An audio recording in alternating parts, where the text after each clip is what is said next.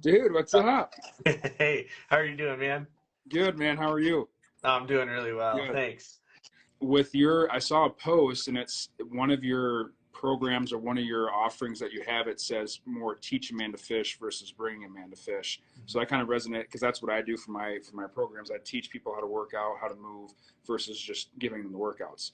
So I wanted to have you on and tell people about what you do. Oh, I appreciate that. Yeah. So what I do with HuntsWest is like you said, I'm teaching people how to come hunting out west, and largely my focus is getting the tags or like helping folks learn how to get tags, and then moving through how to create a really good hunt plan.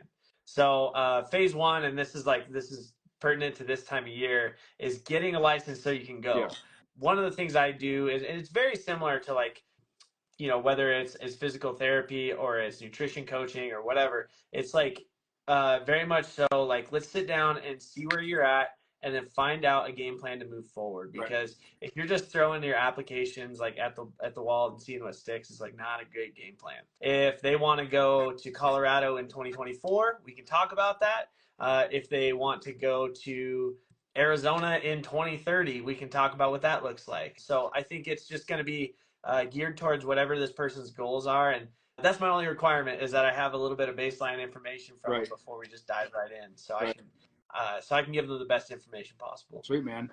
So I'm familiar with Hunt and Fool and the Go Hunt side of things. Like how close are you to the Hunt and Fool side of things, where you pay for a membership and then you can get hunt advice and all that? Like, is that kind of what you do, or is that? No, those guys do such a good job too, and they're like so information rich. I really like all the guys over there. So you'll kind of see like a progression. You have like Go Hunt, that's mostly do it yourself, like you are doing the research yourself. Yep. And then you got step 2, which is like Hunt and Fool does a lot of the research for you and tells you about it.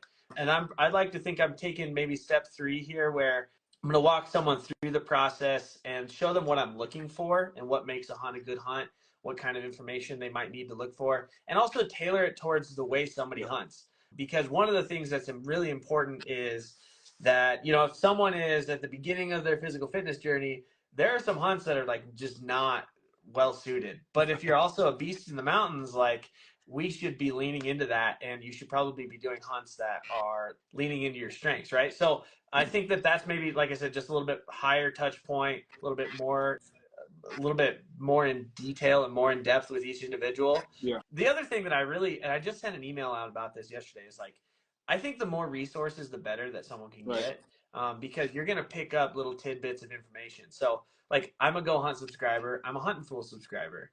I'm an Eastman subscriber. Like, I think everyone should be kind of like gathering all that information and become a student of the game. So hopefully that's what they also learn from me, is how to be a student of the game. That's the biggest thing. Like, if you want to learn, you're going to get so much more out of like what you do if you want to learn and really dive in versus just being told like where to go, because then you can start to notice tendencies. Oh, okay, like this was a good experience. What other states or what other areas can I go to have this similar experience? This was the tendency of that area. Let me see if I can't find these tendencies elsewhere. Is that kind of what you see? 100%, man.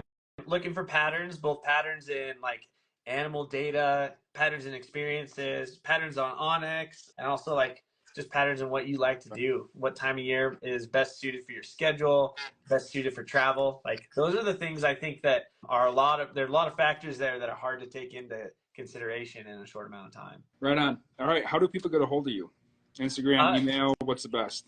Yeah, Instagram is actually my favorite place, because it's a little bit less invasive than going straight to my cell phone, but I can still check it every day. So drop me a line at HuntsWest on Instagram, or you can just go to huntwest.net and you can check out all of the kind of services I'm doing there, as well as get a hold of me through the email jaden@huntwest.net. Those are pretty much the best places to go.